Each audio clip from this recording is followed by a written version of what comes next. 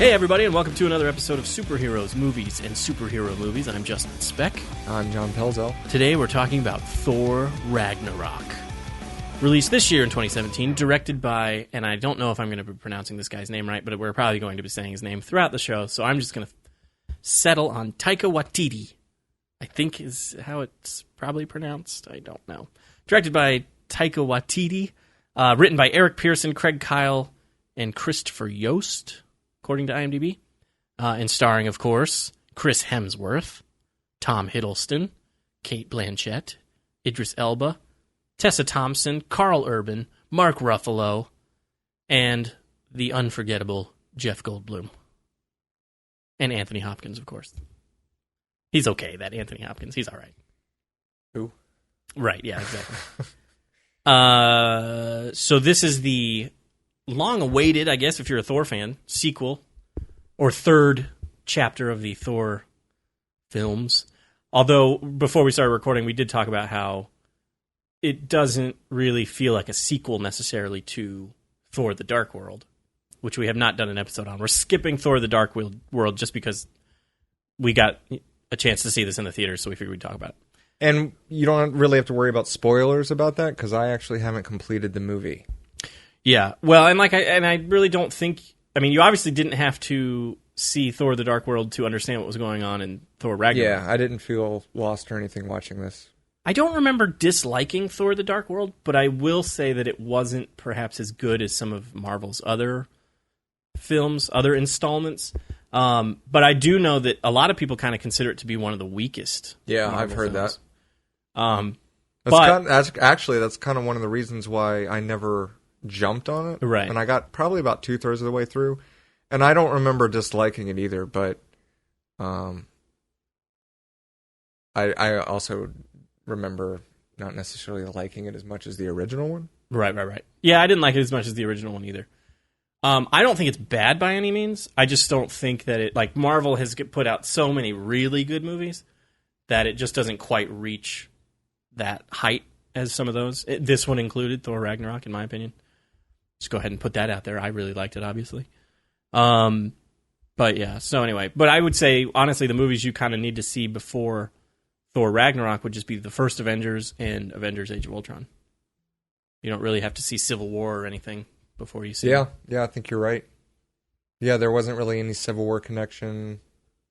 It was really just Avengers. Yeah. So, this is actually the second time I saw it. I saw it with you today. I would definitely recommend seeing the original Thor, though. Yes. Before this. Right. Well, I mean, if you haven't, again, it's, before we started recording, we were talking about comic books and not knowing which issues to buy and things like that. And my wife is actually getting a little bit of Marvel fatigue, I guess you could say, because you have to see all these different movies before you see the new one. Or at least that's kind of how she feels. Especially the Avengers, Infinity War. Right, yeah, exactly. Yeah, for when Avengers Infinity War comes out, yeah, if you haven't seen, Guardians of the Galaxy or the new Spider-Man or Doctor Strange or all these movies, yeah, you might be like, who are these people? So, yeah, if you haven't seen the original Thor yet, there's a good chance you haven't seen quite a few Marvel movies yet. That's true. And so you have a lot of watching to do. But so hopefully you have seen Thor, and hopefully if you're listening to this, you have seen Thor Ragnarok, because we will talk about the whole film, and we will spoil things left and right. Like Thor dying. Right, Thor dead. Hope you stopped the podcast. No, Thor's not dead. Or is he? So anyway, this was the second time I saw it in the theater. I saw it pretty much opening night, and then I got to see it again today with you. What did you think? I thought it was pretty great. Yeah, I really liked it. Before we walked into the theater, you mentioned that you were worried. Yeah, that it was overhyped in your because head. Everyone was saying that it was like in the top 3 to 5 Marvel movies made. Right. And we talked about the Rotten Tomatoes score before I walked on, which I did not know it was at a 94. I think 94 is maybe a little high for it. Mm-hmm. But I really liked it, yeah. So perhaps it was a tiny bit overhyped in your... I am a little bit. A little bit. A little bit.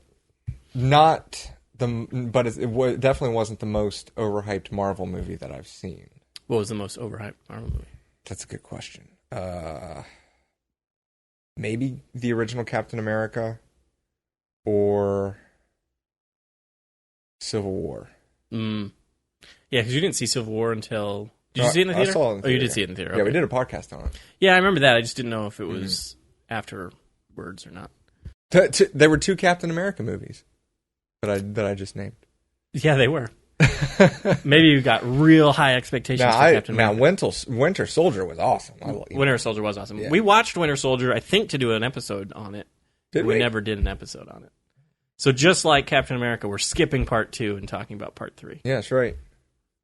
So one day we'll have to do a Winter Soldier / Dark World episode, maybe. Okay. I don't know. I read an article right before I saw the movie, where Chris Hemsworth was talking about how he had grown a little bored of playing Thor. And I don't know if it was necessarily his idea to do what they did in Thor Ragnarok, but he wanted to kind of change it up a little bit. You talking about the eye? I'm talking about, I guess, everything. Him losing the hammer, cutting the hair, the eye, the electricity powers, all that stuff. So, like, they kind of took Thor, and he's still Thor, obviously, but they just kind of almost reinvented the character within the film. And when I first read that, I was like, I don't know. And last summer, I was at Comic-Con, and they showed us just a brief glimpse of Thor Ragnarok, and it showed...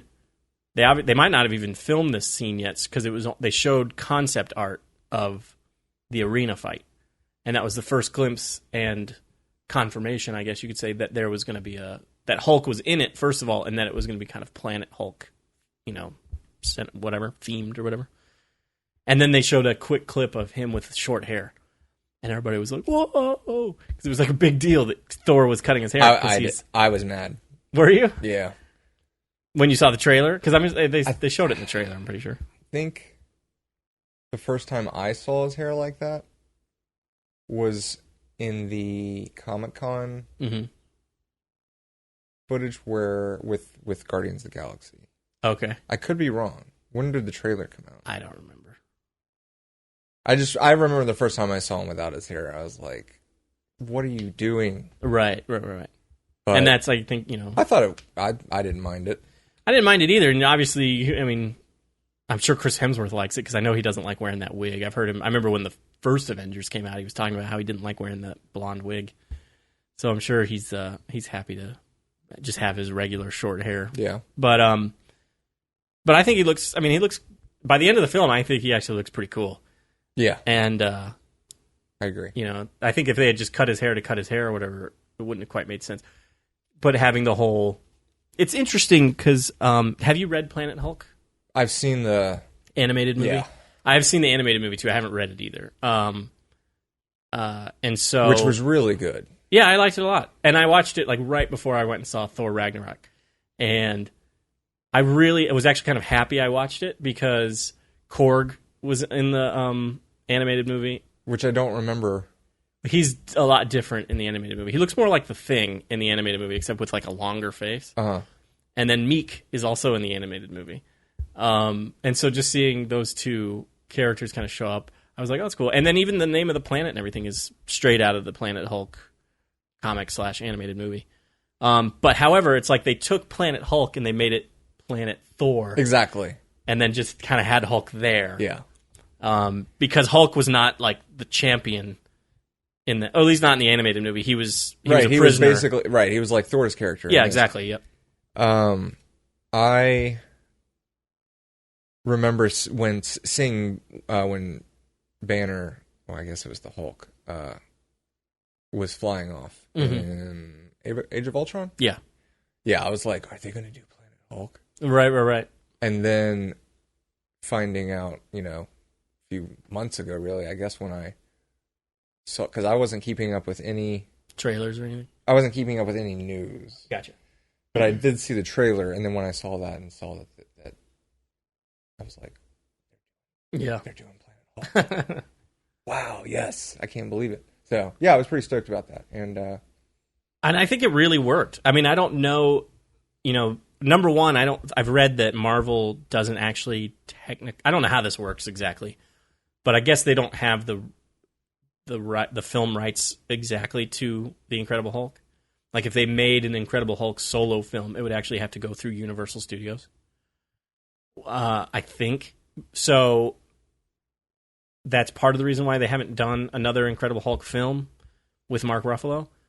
But I wonder if it would have done well to have a Planet Hulk film. Like, I think the way they did it in this movie really worked very well. Yeah, no, I think they made the best decision. Yeah, I do too. Basically, let's do Planet Hulk, kind of, and Thor's carrying the movie. Right. Because the Thor movie was so much more successful than... Right, well, Thor 1 was. Yeah, I'm not sure about Thor 2, but yeah. I bet Thor 2 was also, because I don't think the Hulk movies did very well. I'd have to look it up. I'm not sure. There's really only been the two, Hulk and then the Incredible Hulk. Yeah. And I think out of all the Marvel films, because I won't count Hulk, I think Incredible Hulk probably is on the bottom of the list in terms of money made. I've only seen it once, and it was a long time ago. Yeah. Anyway. It would be interesting. I mean, it's Marvel even has kind of, I feel like, forgotten about that film, or wants people to forget about that film. Because... Yeah, they're kind of like, our Hulk starts at Avengers. Right. Yeah, exactly.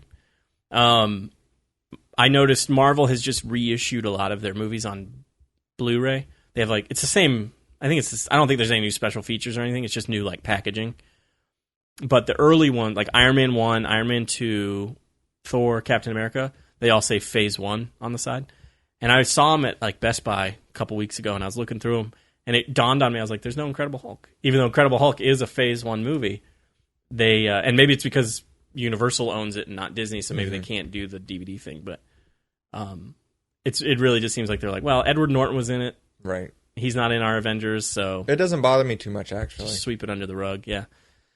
I mean, honestly, other than Tony Stark showing up at the end of Incredible Hulk and... That's true. And I William... did forget about that. Right, yeah. and William Hurt showing up in Civil War, there's really no connection to the Incredible Hulk to the other films. So it would be interesting in an alternate universe to see the Edward Norton Bruce Banner / Hulk in Avengers and Avengers Age of Ultron and Thor Ragnarok even.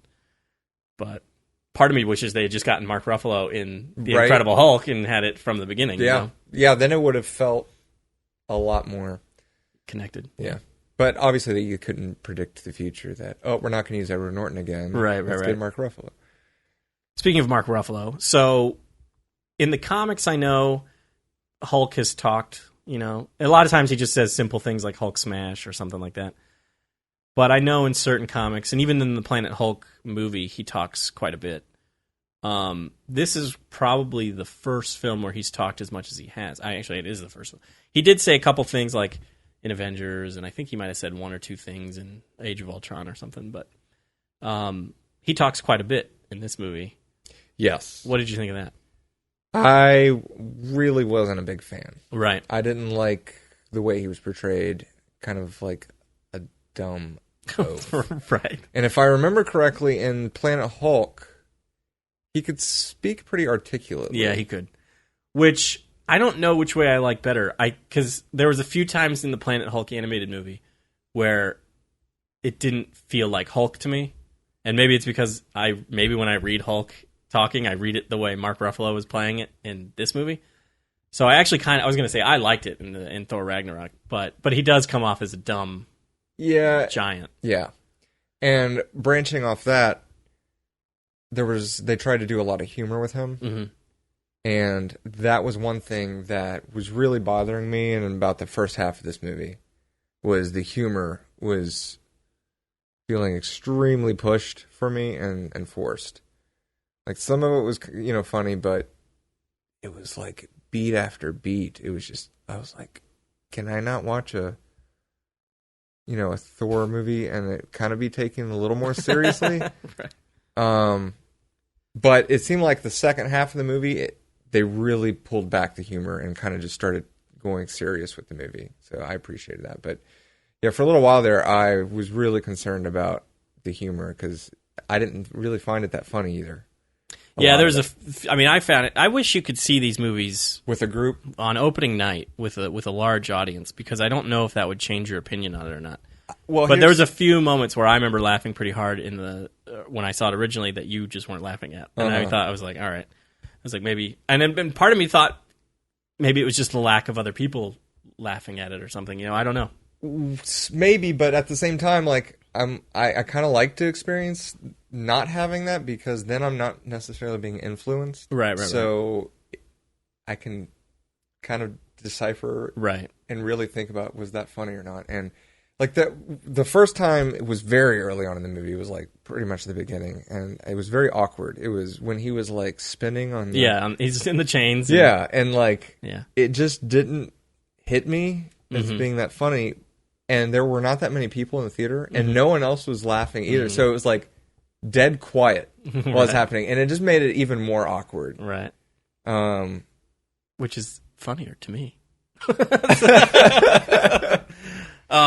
I guess I knew going into the movie that there was going to be a lot of comedy, because the guy who directed it, Taika Waititi, he's,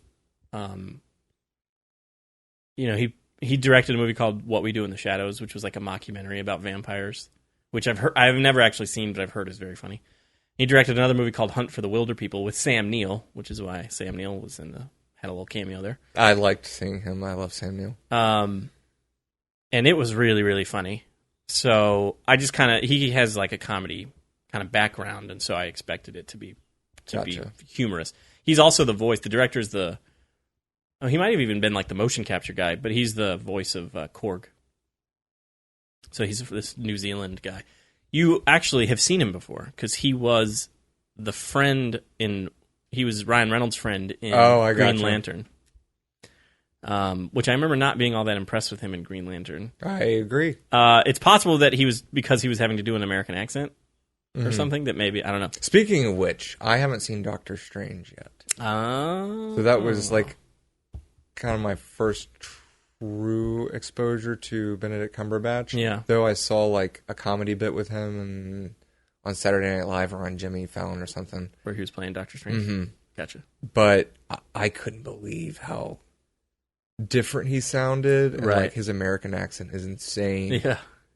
And I thought he did an amazing job. There's another one, same Comic-Con, where I saw the Thor Ragnarok footage. I saw my first footage of Doctor Strange. I think it was the first footage of Doctor Strange. If not, it was like the first extended look at Doctor Strange that I got. And I remember really not liking his American accent. I thought that it was he was trying to do this like gravelly voice type low thing, and it just wasn't working for me. I don't remember what the scene was. Yeah, I think it was a scene with Tilda Swinton, the ancient one. And I remember just from that small bit of footage being very nervous about Doctor Strange, just because I was like, I love Benedict Cumberbatch, but something about it just did not sit with me well. But still excited to go see the movie. Went and saw the movie, loved it. So I don't know what it was about that thing, but his, and his voice doesn't bother me anymore. But I think I think I know what you're talking about, because it seems like now that you mention that, the first time he came on screen and started talking, it kind of really took me off guard. Yeah, because it didn't sound like Benedict Cumberbatch. Right, and maybe that's what it was. Maybe I was expecting more of a Benedict Cumberbatch voice when I first heard it. Yeah, I do remember it throwing me off. Yeah. And then like as the scene went on, I was like, okay, I'm liking this. Mm-hmm. I like how he's doing the character. You should see it. It's a good movie. Oh, I plan to. Yeah. Definitely need to see it before Infinity War. Yeah, which is next year, I think. And I thought they did a good job of introducing Doctor Strange to an audience member who had never seen it. Yeah, I didn't feel you didn't feel like you had to see Doctor Strange in order to understand it. Right. So yeah, I liked that whole scene with him. What was the other scene that I really liked? The other scene I really appreciated with some comedy in it was when Banner finally became Banner and they're out like in the alleyway just talking. That was super stressed out. Yes, that was a really good scene. That was a good scene. I love Mark Ruffalo. Has been one of my favorite actors for like 12 or 13 years, I think now, and so I think he's pretty much good in everything he does. But yeah, he did a really good job with it. I've only seen a handful of his movies, other than the Marvel ones. Yeah. Of course, the first time I saw him was in Eternal Sunshine of the Spotless Mind. Right. And he blew me away in that. And then Collateral was awesome. I don't know if I've seen any other Mark Ruffalo movies, though. That was around the first... That was when he was kind of getting... Yeah, that was... I mean, he had done stuff before then, but that was when I first took note of him, was in Eternal Sunshine, Collateral. And I went back around that time and watched an older film of his called... well, not older. I think it came out in 2002 or something. But a couple years older. A film of his called You Can Count on Me. Was that the one about the family? Yeah, and that was really good. Laura Linney was in it and stuff. I haven't seen it, but I remember you watching that. Yeah, I liked it a lot back then. I haven't watched it in years, but I remember thinking it was great, and he was great in it. But yeah, I mean, not all of the movies he puts out are winners, but he's usually good in all the stuff he does. So, yeah, I like Mark Ruffalo a lot. I think he's quite a good actor, and I enjoy watching him. Speaking of, try that again. Going back to Sam Neill's little cameo there. What'd you think about Matt Damon being in that scene? Did you not even notice it was Matt Damon? No. What? So you had the Thor actor, right? Uh-huh. Which Jordan noticed it was Luke Hemsworth, I think, right? Yeah. It was Liam, or well, I guess it is also Liam Hemsworth's brother, but Chris Hemsworth's brother, older brother, I think. He was on Westworld. If you watched Westworld on HBO, he played the security guard on Westworld. Yeah. So the guy playing Loki, I'm surprised you didn't notice that. The guy playing Loki. The actor version of Loki was Matt Damon. Wow. Yeah. I think I was so focused on the material of the play. Right. Yeah, I can't. Yeah, I did not notice that was Matt Damon. Yeah, when you watch it again, you'll be like, how did I miss that? Gotcha. Yeah, seriously, that's a hard one to miss. That's hilarious.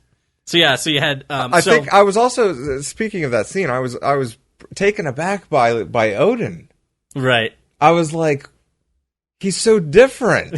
Yeah. and then of course it obviously makes sense later why. But yeah, I was like, what happened to him? Yeah. I was like, this doesn't seem like the Odin I remember. And I remember thinking I was going to talk about that on the podcast. I was going to be like, they completely changed Odin's character. Odin is way off. Yeah. Sitting back eating grapes. Now you know why. Yeah. So real quick, I do want to talk about that scene for a second, but real quick, so Sam Neill is in the play, right? Jeff Goldblum is the Grandmaster. It's the first film they've done together, as far as I know, since Jurassic remember Park. The first time Jeff Goldblum came on, I was like, because I didn't remember him being in the movie. Oh, really? Okay. I now when I saw him, I was like, oh yeah, I think I do remember hearing he was going to be in, but I didn't remember. And because I actually, honestly, this is one of the few trailers that I kind of try to stay away from. Yeah, and try to avoid. Yeah. So I did it. I watched the first couple of trailers, and then they put out a final trailer, and I avoided that one because I was like, I've seen enough. I think I saw the first trailer, and then after that, I was like, I'll just wait. Yeah. Which I don't typically do. Well, I take that back. For more of the more recent Marvel movies, I'll watch the first trailer, and then I won't really follow up after that. Mm-hmm. But back when the Phase 1 stuff was coming out, I'd watch all of them. Right. Yeah.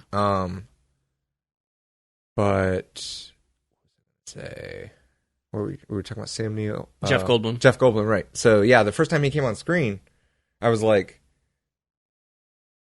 I thought the same thing. Jurassic Park. Yeah. I was like, Sam Neill. I was like, I wonder if they, even though they didn't have a scene together, were on set one day, just were they friends on Jurassic Park, or was it like? I hope I never see that Goldblum guy again. Since Jurassic Park, yeah. Right. How you doing? Okay, well, take care. Yeah, I don't know if they ever.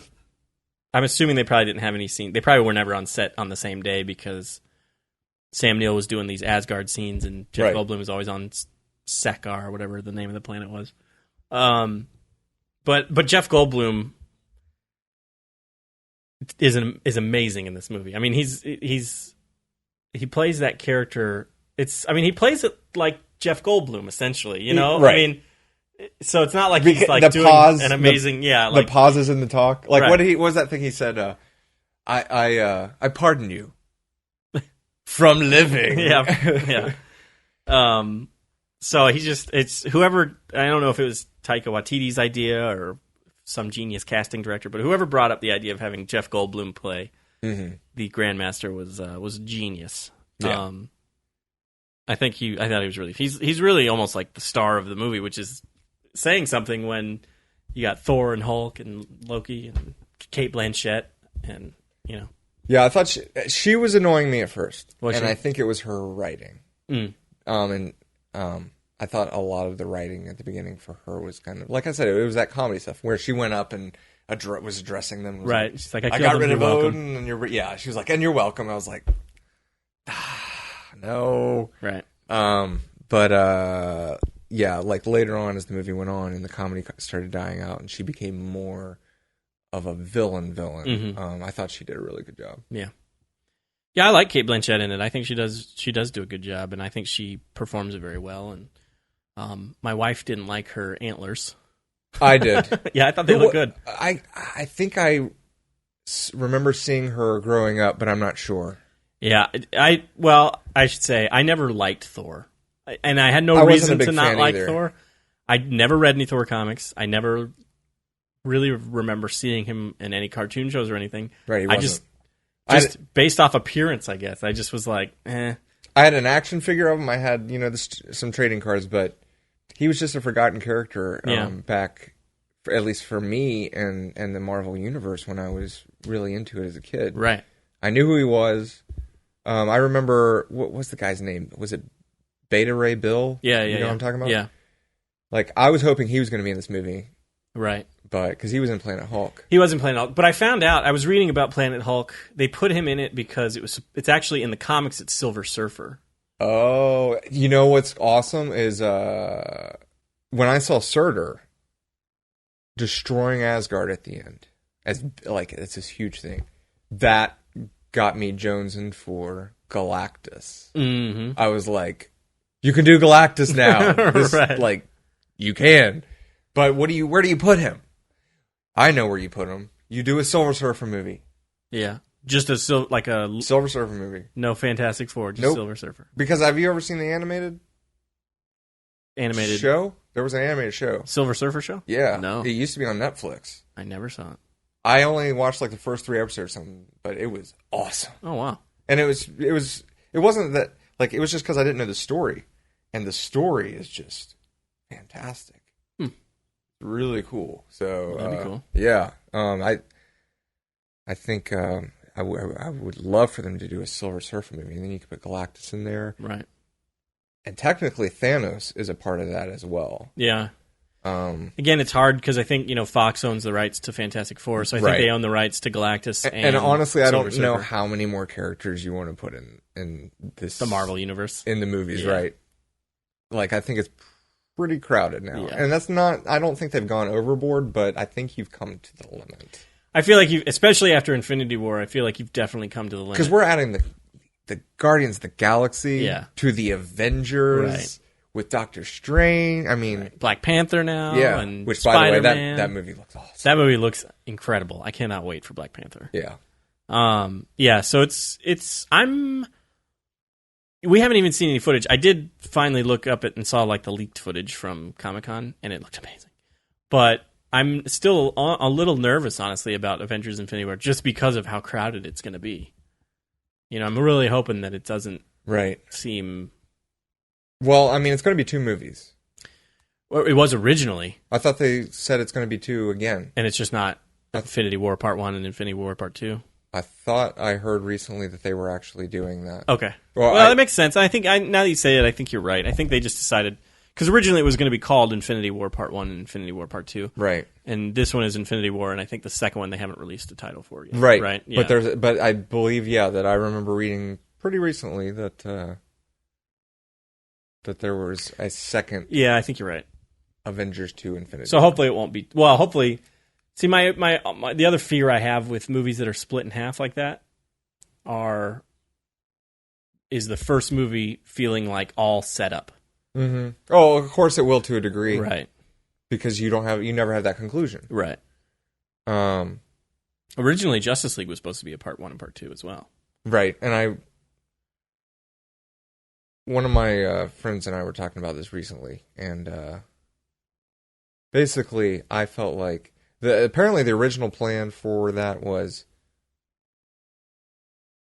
a Man of Steel 2. Right. Like, there was going to be Batman v Superman, and then a Man of Steel 2, which is where they probably were wanting to do Doomsday. Mm-hmm. And I think that would have flowed a lot better. They just put it into Batman. Mm-hmm. And then they're like, we need to get to Justice League before Infinity War comes out. We're so far behind. Right. Right. So let's just get to the death of Superman, because that's going to be our lead-in into Justice League. And spoiler alert if you haven't seen Batman v Superman. So, anyway. Yeah. I think the whole point of that was I think that would have actually benefited from being broken up. Right. You mentioned Beta Ray Bill, and I meant to say this. I didn't notice it when I saw it the first time, and I was looking on like IMDb trivia or something and saw it, so I paid attention this time, and it doesn't quite look like him. But remember the Grandmaster has like that tall building, and he has kind of those sculptures of people's faces, and they're like building Hulk. Was he Beta Ray Bill is one of them. Gotcha. Apparently.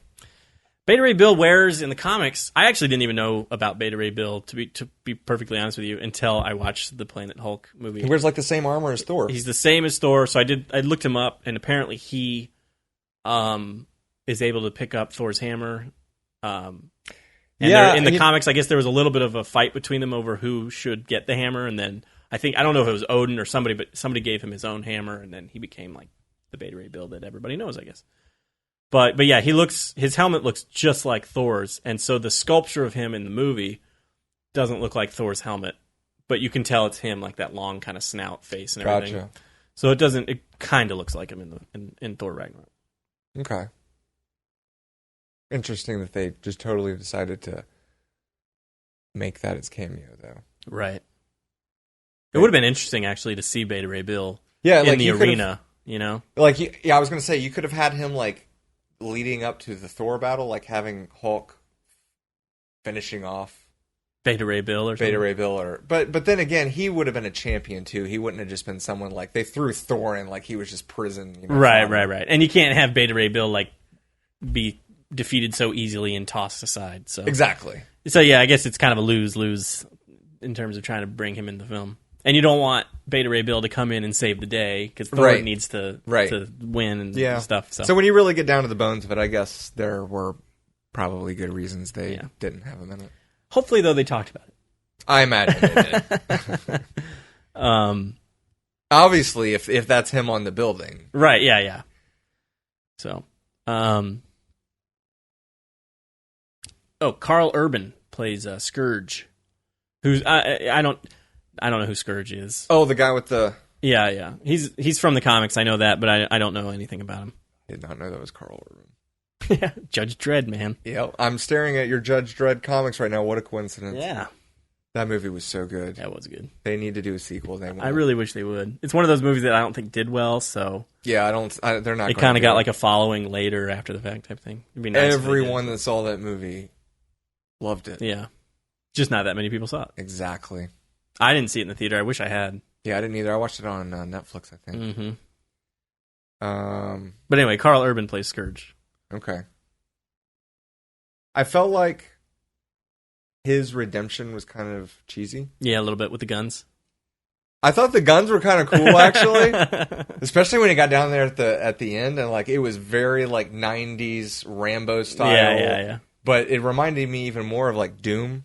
Right. I don't know if like you remember the old Doom like cover, but it was like him standing on a pile of like bones, and there were like demons coming up all around him, grabbing him, and he was just shooting them all like in a circle, basically. It kind of reminded me of that. But the redemption part of like you could see him kind of having bad feelings about working with Hela. Yeah, throughout the movie, but I didn't feel like the people would have been as exciting to welcome him back as right. Well, he ends up kind of sacrificing himself. Yeah, I was going to say what. Yeah, I'm trying to think of actually what happened. He dies. He gets stabbed. Yeah, that's right. Oh yeah. So, but the thing is that to me, if I had been one of the citizens, I would have been looking at him doing that and been like, "You're only fighting with us now because we're winning, right? Or because Otherwise, you would die as well. Yeah.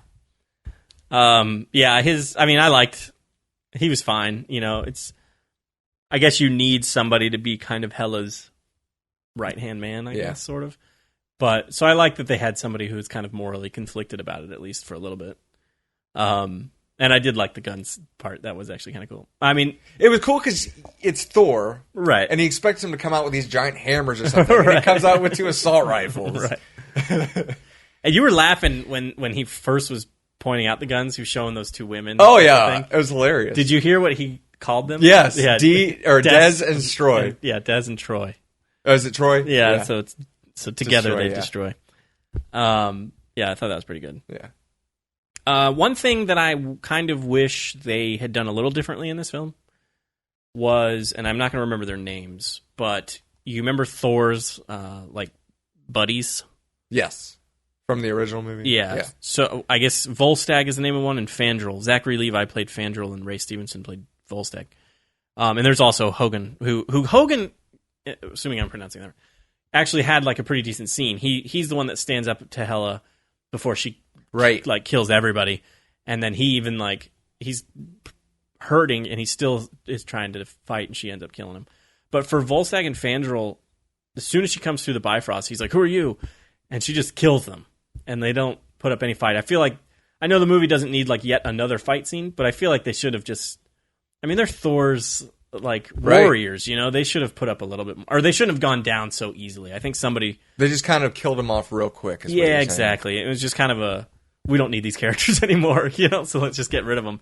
And I feel like it was a disservice to them. I think they should have at least had a little bit of a fight scene and then gone down, rather than kind of like Hogan. I mean, you could have even had him in that scene. I was just thinking that. Yeah, that would have worked. And then Lady Sif wasn't there at all. Right. And I don't know if it's because she's got her own TV show now, so she didn't have time to go do Thor Ragnarok. But it makes me think maybe she's off planet somewhere, and we'll see her again somewhere. But yeah, that was when I saw that scene, I was kind of like, oh, they just completely killed us. And I was actually kind of surprised. I wonder if it was a contract thing that Zachary Levi came back to even do it, because he didn't even have a line. He just saw Hela and pulled out his sword and then died. And so I was like, all right, I wonder how much he got paid for that. At least Volstagg said, "Who are you?" before he died. You know, he got one line.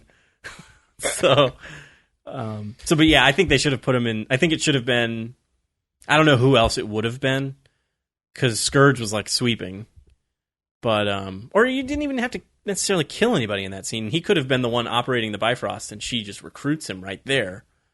But I guess he needed to be kind of yeah. He needed to see her kill people and be like, don't kill me. But it would have been nice to see them actually put up a fight with Hogan. Yeah.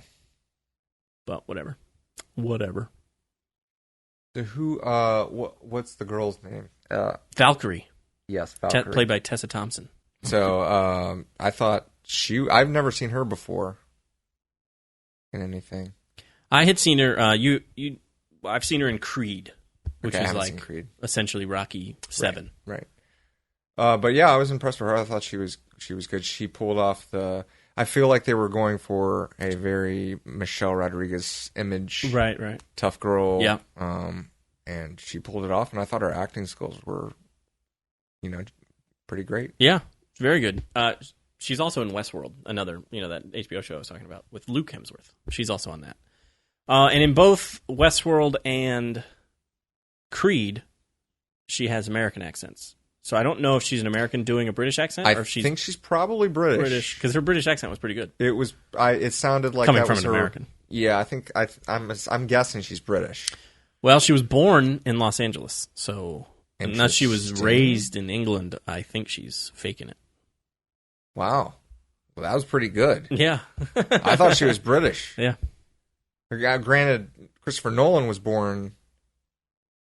Was he born to American parents in I don't know England? I don't know where he was born, but I know he was pretty much raised. He was raised in over England. there, but he's American. I think so. I think he's got one British parent and one American parent. Oh, does he? Because his brother, Jonathan Nolan, was raised in America. So his brother has an American accent, and he's got a British accent. Yeah. Like you're communicating all day in the house. Someone's got to have some I guess it's just, it happens, I guess, it's an interesting question of when you develop an accent. Does it happen like within formative years, like when you're young? Well, do I have an accent? I don't think you have an accent. So I was born in West Virginia. Right. And moved down here when I was 6. Okay. So... And do your West Virginian family have Southern accents? No. Northern accents? No. They talk like I do. No accent. Yeah. Well, a lot of people, especially when I moved to California, and I told people I was from Atlanta, they're like, really? They're like, you don't have an accent. Mm-hmm. And I would just tell people... But you were born here, weren't you? I was born in Georgia, but my parents are from Michigan. Right. And they don't have a Southern accent. Right. So, but they also don't really have a Northern accent. Like I have some, people, I like, every now and again I'll meet somebody that I'm like, you're from the North, aren't you? Because I can just hear it in their voice. Yeah. And so I think it just canceled out, I guess. But like I said, my parents don't really have Northern accents either, so I don't know. Right. But yeah, people would say that to me all the time. They'd be like, I'm from Atlanta. And they'd be like, really? It's funny because, like, to me, there's like a Northern accent. Right. And there's a Southern accent. But you and I, like, we have no accent. Right. It's like, we talk normal. Right. Although I'd be curious if people who have Northern accents or whatever hear us and they're like, these Southern boys or something, But it's weird because anytime, like, I ask someone from the South if I have an accent, like, they don't say, like, it's just, you don't have an accent. No one says you sound like you could be from, right. It's just, yeah. You don't have an accent. Right. What does that mean? Yeah, I don't know. We don't belong anywhere, I guess. So, I guess we have American accents. I guess so. It's funny. I remember I met a girl one time. This was years ago, who was from Wales, and it was right around the time Gwyneth Paltrow did this movie. I'm trying to remember what movie it was, but she did a British accent, and to me, it sounded flawless. And I asked this girl, I was like, could you tell she was doing an accent in that movie? And she was like, oh yeah. And I was like, really? Because there are people who can do American accents really well. Oh yeah, Benedict Cumberbatch. Yeah, Benedict Cumberbatch is one. Colin Farrell, in my opinion, is another one. Oh my gosh, he's insane. We talked about this when we did a Minority Report episode years ago. I didn't know he was Irish for so long. I didn't know, so I hadn't really seen many of his movies, but when Minority Report came out on DVD, I was watching the special features on it, and they cut to like a interview with Colin Farrell, and he's like, "Oh, Steven Spielberg is great," and I was like, "What?" He's got the thickest Irish accent that you could expect, basically. I was completely surprised because I would have bet money on the fact that he was American based on the accent he did in Minority Report. See, I had seen him in Minority Report, Phone Booth, Daredevil. Well, Daredevil, he's doing an Irish accent. Okay. So you can't use Take out one. Daredevil. Yeah. I'm trying to remember what else. He was in a lot back in the kind of mid-2000s. He was on kind of the top of his game in that era. Was he in Collateral? He was, wasn't he? No, Colin Farrell, no. I don't think so. He was in Miami Vice. Okay. Which came out a couple years later. Same director. But I don't think he's in Collateral. You would know better than me. And then there are some people who don't do American accents very well. There's not as many of them, but like Sam Worthington, the guy from Avatar, he's Australian, and his Australian accent just kind of creeps out every now and again. And there's a few. Speaking of Australian, Hugh Jackman's. He does a really good one. Yep. And even Chris Hemsworth, I've heard Chris Hemsworth do an American accent, and he does a good American accent. So, yeah, I just don't know why some people are. I mean, obviously, I guess I know why some people are better at it than others. Just like some Americans are better at doing British accents than others. It's probably just practice. But yeah, it is. But Sam Worthington drove me nuts watching Avatar because the very last line in that movie, he says, "It's my birthday after all," and I remember shaking my head in the theater. I was like, he's just giving up. Because it's like he's talking to the camera or whatever, and then he goes, "It's my birthday after all." And I was like, that was not American accent at all. Yeah. But yeah. I love when I see, an actor that I know is British or not from America, and they're just nailing the British accent, or the American accent. Yeah. It's really cool. Mm-hmm. It's also just interesting to me because, this is our accent. It's not, like you said, we have no accent. Right. But if you ask somebody from Britain or whatever, they would be, they'd say we have an American accent. And then to like mimic it is just kind of interesting to me because it's how we talk. Right. So they start talking normal, and you're like, whoa! Normal. Right. Right. Normal, you know what I mean? Normal I know what you normal mean. to us. Yeah. So it's yeah. Have you been pretending to be British this entire time?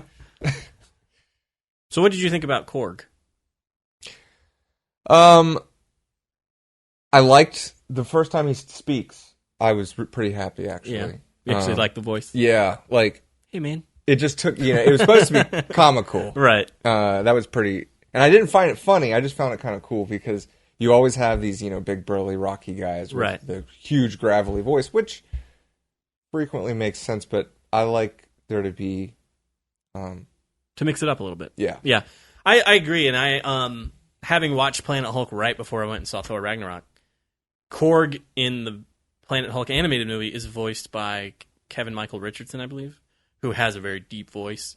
He voiced the Joker on that The Batman cartoon show, which you didn't like. The one that the Joker has big right. He's like hair. A voodoo guy. Yeah. So he has like a real deep kind of baritone voice, and that's kind of like what you said, what you think of when you hear or when you see like big rock creatures like that and stuff, And so to hear that voice come out of that character, I thought was actually pretty kind of a smart idea to mix it up like that. Yeah, I liked it. Oh, hey, I'm Korg.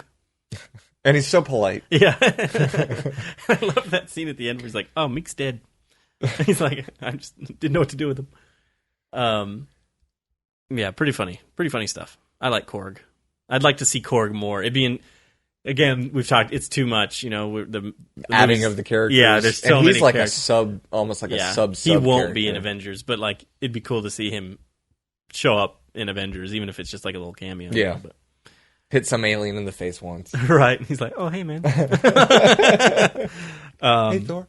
Right. Remember me? New Doug.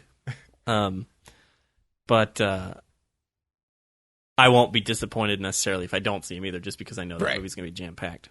Right. But I am curious what they're going to do with all those characters, like Heimdall. I'm assuming Loki's going to have something to do with Infinity War. He gave the Tesseract a look, when he was grabbing Surtur's helmet. You think he's going to portray? I don't know if he's going to be. I don't know if he's going to. I don't think he's. Obviously, Thanos is the main villain. Right. But I don't think they would have put that little moment in there where he looked at the Tesseract like, ooh, the Tesseract. Unless he had something to do with. Yeah, and he already did technically try to portray him in this movie. Like, already. Portray who? Thor. Oh, yeah. Like, when they were walking to the ship and then he splits off. Right. So it's still in him. Yeah. But then he had another opportunity. I thought you were saying portray, not betray. But, yeah. I was like... Betray. Portray who? Thanos? And then he shows up and saves the day. Right. So... I loved how he did it, too. He's just so cocky about it. He's like, your savior is here. Yes. And he's got the helmet on. Yeah. He's all decked out. I loved that. That was pretty great. I'm glad they used those horns with him. Yeah, I did too. That's pretty important, I think. I'm glad. That's another thing. So we mentioned this earlier before we even started recording about how in the arena, Thor puts on a helmet and it looks very kind of... I loved it. It's like a streamlined design of Thor's helmet. Right. Instead of real feathers, it's got blades. Right. And it looks very cool. I agree. And it'd be neat. It'd be nice if he kept it, which I don't think he left the planet with it. I wish he would. So I wish he'd keep it. Yeah, I'm guessing we won't see it anymore. But he did have his helmet. It was like a ceremonial looking helmet in the first film. It was all silver, and he wore it only briefly. The first time you see it is from behind. He holds up his hammer, and you see him wearing the helmet. And then he kind of walks to the throne and kneels in front of Odin, and he takes the helmet off. I think I remember that, yeah. But I wish, because he wears it constantly in the comics, whenever I thought of Thor or saw an image of Thor, he was always wearing that helmet. Right. And so I kind of wish they had... started off with him continuing. Yeah, bring it around a little more, Yeah. I remember thinking that, the first time I saw Thor, but I accepted him pretty quickly without the helmet. But the one that was in the arena was really awesome, sleek. Yeah, I liked it. I had a really interesting, I had kind of had a moment when he falls to the planet through whatever those dumpster holes were. Yeah, I don't know what they were. But that was weird, man. And I kind of got to put myself in the position of what I would do if that had happened to me. Yeah. And it was very surreal, like especially before he sees any civilization, and you just see all this trash dumping, and to get up and look around and see what's happening around you, just this planet of holes in the sky that just have constant stuff falling. A little bit panic-inducing. Yeah, yeah. In fact, they go on to show that with Banner. Yeah. Because when he comes to, yeah, he kind of is like, I'm hyperventilating, whatever he said. And I was like, yeah. Even more so for Banner, because he's never been off Earth. He's on suddenly he's on a new planet. It's literally taking a human being, wiping your memory away of being transported there, and then waking up. You're on another planet. Yeah. Yeah. Thousands of light years away from Earth. Yeah. But everything's going to be fine, you know? Thor's here, and we'll get out of this. I mean, that was... Yeah. It was pretty cool. I liked how he was like, we're gonna get home, and then Banner was like, oh, good. And he's like, not your home. He's like, Asgard. And then he starts talking about how he needs them to fight. Right. He's like, I'm done fighting. I can't turn into Hulk again. He's like, I hear you. But... Right, he's like, something about Banner. He's like, but Banner's useful too. Is he? Is he? Oh, I laughed. One of my favorite comedic moments is when Thor finally gets on the Quinjet. And he's... strongest. He scans his head. He's like, strongest Avenger. And it's like, denied. And then he says, Point Break, which was funny. But then when Hulk turns back into Banner and he puts the thing on, he goes, Banner, he goes, welcome, strongest Avenger. You see Thor's face during No, the password was strongest Avenger. Oh, was it? For Banner. Whatever. He puts his hand and goes, strongest Avenger. Access granted. And that's what Thor's like, what? And Thor goes, what? Yeah. I thought that was great. I like that there's that little, it's like they're friends, but there's also that, it's all on Thor's side, really. Like, Hulk doesn't care if he's the strongest or not. I mean, I guess Hulk does, but Banner doesn't care. But Thor wants to be the strongest, and there's that little bit of competition in him against... Oh, that reminds me of another line where he was like, we fought. Oh, did I win? No, I won. Well, I won. Easily. Yeah, it was, yes. That doesn't sound right. Yeah, that was pretty good. Yeah, there were some good comedy moments. I thought half of them were forced, at least, but there were a few good ones. We haven't done an episode on it yet, and I would like to because I'd like to get your opinion on it. But in my opinion, I'll just say this: I thought the comedy in this film was a lot more natural and less forced than Guardians 2, Volume 2.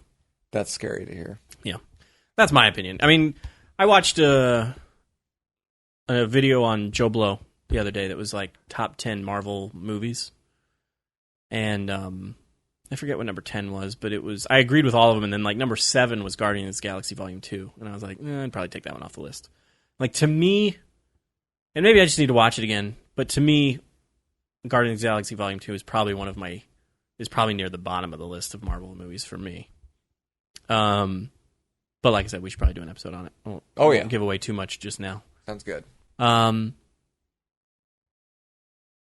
crap. An hour. We've recorded for an hour. Well, I do want to talk. My favorite scene in the whole movie is when basically it comes right after he has that little vision where he's talking to Odin. And Odin is saying, the hammer was just to channel your energy. He's right. Like, but it's not the source of your strength. And then that's when he kind of realizes that he can, like, summon the lightning and everything. And then they kick back into Led Zeppelin's Immigrant Song. Yes. That whole sequence with that music, man, that got me. Both of them. Yeah, the first one was awesome. And then when they bring it back, and I don't know if it gets me, like, so pumped because they're bringing it back, because they're doing it again. Mm-hmm. Like, if they hadn't played the song in the beginning of the movie, right. That's would a good it have question. been as cool? Because I was thinking the same thing, because I started hearing the Immigrant Song, and then I was like, wait, they played that. That's the song that they played at the beginning, so they're replaying it. Yeah. I picked up on it, too. It was. I mean, that scene just gets like it's so cool. Oh, there's another. Okay, so that's my favorite scene probably in the whole movie is that fight scene to Immigrant Song, the second time. But my second favorite sequence in the film, and just because it is one of the most visually stunning looking sequences I think I've seen in a while, is the flashback scene. It's Loki grabs Valkyrie's head and tries to like remember her memories or whatever. And it shows, it's like all in slow motion. It's all the Valkyries fighting Hela. I don't remember this. Were you passed out for this part? Maybe I went to go get a drink refill? I thought you were back. I know you did. You left at one point, which I don't.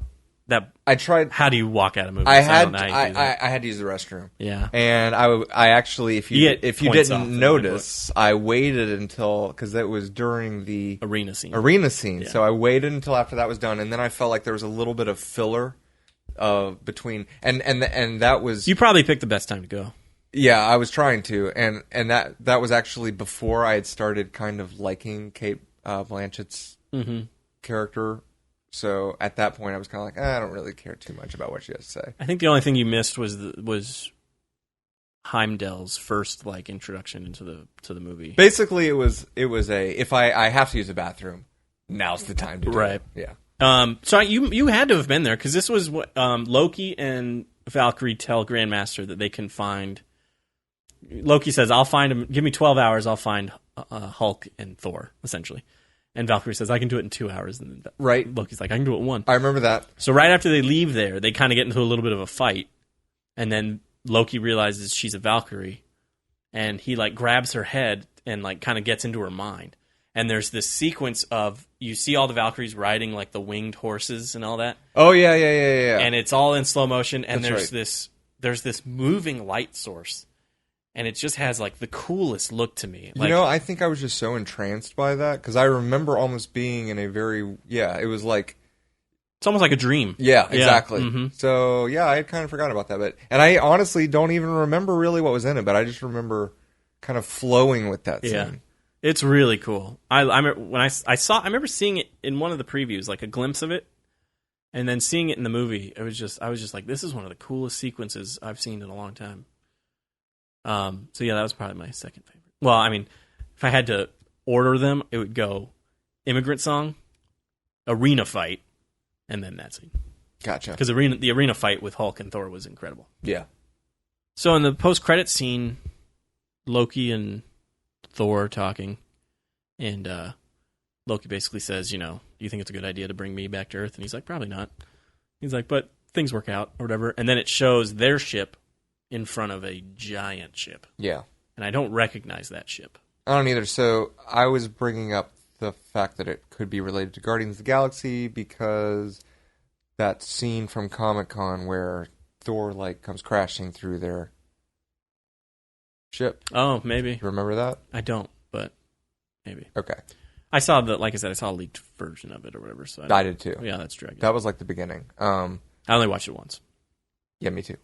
Well, anyway, hey, I didn't remember a scene from a movie we just watched. That's true. But so my theory is it's either related to the Guardians of the Galaxy or could it be Thanos? I just assumed it was like Thanos' ship or something, Mm-hmm. I don't know. Being as big as it is, but I bet it'll probably be something kind of friendly. My guess. I'm leaning more towards Guardians of the Galaxy, but that's only because I saw that scene where they literally crash into each other. He literally enters their spaceship by crashing through their front window out in space. Oh, geez. Okay. Yeah. Well, then maybe. I don't know. I know we've got Black Panther before Avengers, so I'm hoping there's something at the end of Black Panther that is an Avengers tease or teaser. I would imagine they'd have to. What else are they going to tease? Well, they don't have to do anything. I mean, they don't, but they're going to. It seems like a lot of the post-credit scenes now are just not really... This one did a little bit, but I feel like they're not really hinting at future movies anymore. They're just kind of... Right. They're just kind of... I mean, especially the post-credit sequences, those are just kind of jokes now. Just another comedy beat to put in there. My favorite one was Spider-Man. Yeah, the Captain America. Because... What was the one before that was a joke? Was Well, you didn't see Guardians of the Galaxy Volume 2. No. That one had several post-credit sequences, but they were all jokes. What was the movie? You didn't see Doctor Strange? No.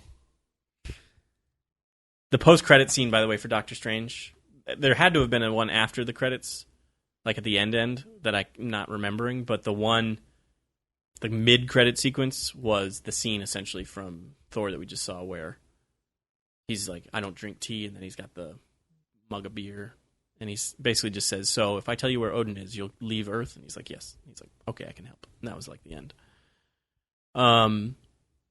But yeah, they don't really, it's not like I remember one of my favorite post-credit scenes, and it doesn't really show anything, was at the end of Iron Man 2 when Clark Gregg's character, whose name I can't think of, Coulson gets out of the car and he gets on the phone. He's like, we found it, sir. And then there's a big kind of, the camera pulls back and you see Thor's hammer in the ground. That was cool. Yep. Because that was a tease of what was, right. Thor coming. And like I said, this movie does have a tease of something. I just don't know what it is. I don't know whose ship that is. I don't know if that's Thanos or if it's Guardians. I don't know what's going on. So I kind of miss the teases of things that you knew. Yeah, exactly, I guess. Yeah. And things that you hadn't seen before. Right. Because that was a tease of Thor's hammer. We had never seen Thor. This is a possibly tease of either Guardians of the Galaxy or Thanos. We've already been exposed to that at this point. Right. So it's not oh my gosh, But then Captain America came out, because the first Captain America was the last movie before the Avengers. Right. And its post-credit scene was a small snippet of a scene from Avengers, but then it was like a teaser trailer for Avengers. And that got me pumped. And so I wish that they would do something like that again. Just do kind of a teaser trailer for Avengers Infinity War. But I don't think they will. And I think the only reason they did it then was because this was the first time all these characters were coming together in a movie. And now it's like old hat. Now it's like you go see a Thor movie and Hulk shows up and you're not surprised. You go see, Justice League's about to come out and you're not surprised at seeing characters in that movie. Right. So it's not really a big deal anymore. So I don't think they're going to do a teaser trailer like I'm hoping they will, just because. Because, Civil War was technically a Captain America movie. Right, and everybody was in that movie. It was like an Avengers 2.5. Yeah. I feel like the only reason they couldn't call it Avengers was because Thor and Hulk were in it, Yeah. Because literally everybody else was in it that had come out yet. Because, Doctor Strange hadn't happened yet. Right. And even Spider-Man's movie hadn't happened yet, but Spider-Man was in it. Yep. So. Yep. I guess Guardians wasn't in it. But Guardians weren't in the second Avengers either, so. Right. They were, at that time, before, literally, you knew they were that they were going to be bringing him in, assumably. But that when they showed the footage of Thor going into the, Right. But my point is that when Civil War came out, the Guardians were kind of separated, I think. Right. It wasn't hey, they're Avengers, they're going to, Well, because aside from Thor, everything has been taking place on Earth. Right. So you're like, they're from space, Thanos is from space, it's Marvel, they'll probably have something to do with it, but still, it was kind of a question. Right. Like, that Iron Man and Hulk and Thor and all of, everyone at Hawkeye, they're all going to be in the Avengers movie. We didn't know about Guardians. Right. So, at the time Civil War came out, you're right. Like, all of the Avengers characters, except for Thor and Hulk, were in it. Yeah. And they replaced, Thor and Hulk weren't in it, so not because they weren't in it, but they brought in Black Panther. They brought in Ant-Man. Well, Black Panther Spider-Man. Was technically supposed to be Spider-Man. Right. Before they got the rights. And then they got the rights, and they were like, well, let's add Spider-Man too. Which I remember hearing that, and I remember talking about it either before the movie came out or after, or maybe when we did the podcast for the movie. But I wonder if, because the Spider-Man's dad, not Spider-Man, Black Panther's dad dying in the, I forget where they were, but at that meeting, the summit meeting or whatever, right. That kind of sparks Black Panther's whole mission in that film against the Winter Soldier. And so if it was supposed to be Spider-Man originally, I wonder who, was it going to be Uncle Ben? I'm curious as to how much the story changed once they realized, we need to make this Black Panther instead of Spider-Man. I don't think they were ever writing it for Spider-Man originally. Oh, I thought that's what you But Spider-Man was in the Civil War comics. More central to the... Yeah, Gotcha. So what they did was they're like, well, we can't have Spider-Man. We need a character kind of like him. Let's make it Black Panther. Gotcha. Yeah. And then they got the rights, and they were like, well, we could have written Spider-Man, but... Let's have him in the big fight scene. Right.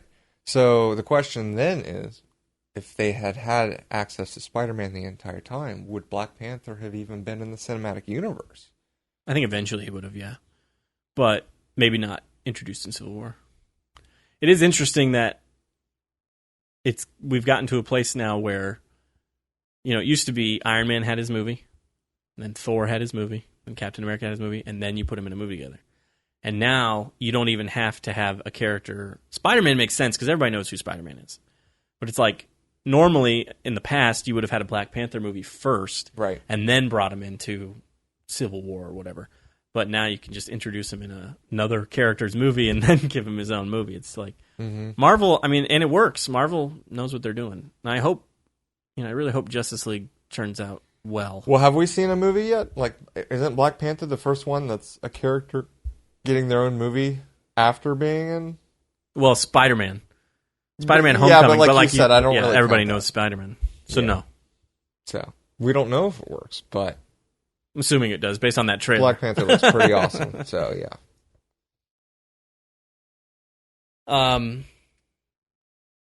I know this is a Thor podcast, and we don't want to talk, but I'm super excited about Justice League. So, do you think... I'm trying to think if Batman vs. Superman didn't have any sort of post-credit sequence. Suicide Squad had a mid-credit sequence, which you never saw because you didn't finish it, right? Wonder Woman, if I recall, doesn't have a post-credit sequence. Don't quote me on that, though, because I can't remember.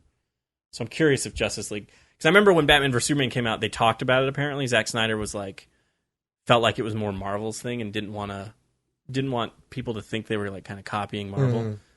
But I think it's a good way to tease upcoming things. You know what I mean? Like I said, Marvel has gotten to the point now where like a lot of their mid-credit scenes are kind of the important ones, and then their post-credit scenes are the jokes. And I don't think DC needs to do that. I think they could just do a mid-credit scene that is kind of a tease at something to come, like they did sort of in Suicide Squad, which I won't ruin for you. Not that it's that big of a deal. And then just kind of leave it at that. Don't do like a post-credit scene unless you got something cool you want to show us or something. But like you said, if Justice League is it's supposed to be two parts, or if they're planning on making a Justice League 2 like right away, which I don't know if that's the case or not. But yeah, I can't say 100% sure, but I'm leaning in that direction. I'm kind of hoping they have some sort of post-credit scene, but I don't know. We'll see. Oh, I got you. I thought I was talking about the 2-part thing. I was going back to the 2-part. Like, right. I can't say 100% that they are, but I'm leaning that I did read that like as very recent news. Well, the only reason why I don't know if that's the case anymore is because I feel like they either should have been filming it. Well, I remember them going back and saying that they weren't necessarily going to do 2 parts. But I think they're still talking about it as if there will be a second part, but the decision will probably ultimately be made on how much well money it makes. Yeah. I hope it makes money. I hope it's good, and I hope it makes money. Hopefully Joss Whedon coming on board can bring things in the right direction. Can fix Zack Snyder's disaster. No, I'm kidding. Yeah. I'm one of the few who actually really enjoyed Batman vs. Superman. I don't think it was a disaster, but enjoyed Batman v Superman. But I've said many times, I love Man of Steel. Right. That's one of my favorite superhero movies of all time. Right. I love that movie. So I was fine with Zack Snyder directing Justice League because I like Batman vs. Superman. Mm-hmm. And I don't think, it wasn't, the studio wasn't like, they didn't fire Zack Snyder or anything. He left because, family tragedy that happened. And then they just, kind of brought Joss Whedon on to finish it. And what's interesting is that he kind of took over and I'm assuming kind of changed some stuff. Like once he became director, he's like, this is my movie now. Because he kicked out Junkie XL as Well, apparently he was kind of already helping a little bit. I think he was, yeah. He had also done some rewrites. He's got a writing credit on the movie. And I cannot imagine him doing that, though. Like, I'm assuming Zach and him were probably collaborating. Yeah, and I can't imagine him being like, oh, well, you had a family, disaster. I'm going to now take everything you did and just throw it out the window. Yeah. Which I don't think he did exact. I know he was in charge of the reshoots and everything, and the reshoots went on for a while, but which also makes me a little nervous, Yeah, me too. Hopefully that doesn't mean anything bad, but I don't know. We'll see. The movie is shorter than I expected. I expected it to be another 2.5-hour movie like Batman vs. Thor Superman. was shorter than I expected, like 2:10. Yeah, 2:10. Justice League, last I heard, was only 121 minutes, 2 hours and 1 minute. Which also makes me nervous because you got to introduce Flash and Cyborg and Aquaman essentially. Yeah, and then have the movie happen. Right, exactly. And so I'm worried it's going to feel rushed, but I don't know. We'll see. Hopefully, it's. I'm going to try to stay away from Rotten Tomatoes and any reviews for the next week, and try to go to see the movie without any outside influence. Mm-hmm, and so that way I can come out of it and make up my mind, and then I'll look and see what the critics are thinking. But yeah. But anyway, enough about Justice League. Sorry, I was just curious if you thought maybe they'd have a post-credit scene at the end of that movie. Well, like you said, if they've kind of said no to it previously, yeah, I don't see why. Right. Plus, they've kind of done the opposite of Marvel. They instead of what Marvel started, they're kind of doing what Marvel's doing now, which is putting characters in a movie and then giving them their own.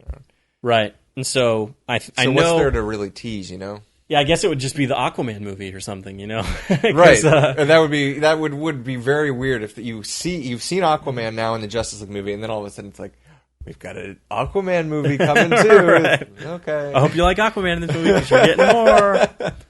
But I know they've wrapped Aquaman, so it's possible there could be some sort of Aquaman tease, I guess. But yeah, that would be a little strange. Yeah. My guess is they'll do something like they did at the end of Avengers 1. You know how we got the tease of Thanos at the end of Avengers 1? Steppenwolf is the villain in Justice League, but Darkseid is obviously a presence, I think. Oh, yeah. So I'd be curious if they have some sort of Darkseid. He's got to be the ultimate villain. Yeah. He's got to be. Which is essentially Thanos. Right. Yeah, exactly. Which is why I think that they had to jump on Justice League so fast. Because if they waited to do Justice League after Infinity War, it would kind of be like... You're just doing the same thing. Yeah. So now, Infinity War, which isn't going to be too hard for them probably, has to be very impressive compared to Justice League. Because Justice League's like, we're going to get it out to the audience first. Right. Kind of. Because like I said, Steppenwolf is the villain in Justice League, not Darkseid. So it's not like they're really getting out... They're not getting like their Thanos villain out before Thanos comes out. So. Yeah, that's true. Unless Thanos not in Infinity War. By the way, that was such an amazing way to address. The Infinity Gauntlet. Oh yeah, being in Odin's. Yeah, she's like fake. I loved that. Yeah, I thought that was really good too. There's a couple things they did that I thought were. I mean, they were real. Like it was very tongue in cheek. Yeah. But it was because I think when Thor came out, they hadn't even probably decided they were going to have Thanos yet, and so they showed that Infinity Gauntlet in the in Odin's treasure room. I bet they Thor. did. I think they did because I think at that point they were already going towards Avengers. Well, they were already going towards Avengers, but I remember reading when Avengers came out that it was Joss Whedon's idea to have Thanos at the end. It wasn't like Marvel's idea.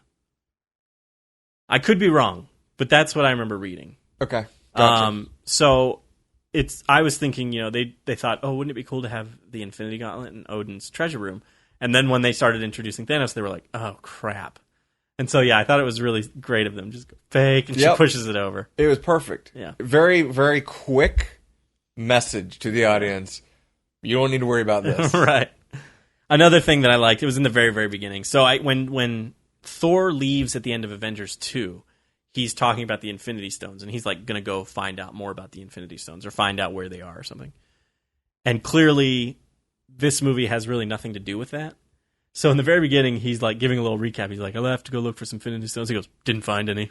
It's like, I thought that was actually really smart. They were just like, let's make sure we wrap it up. Yeah.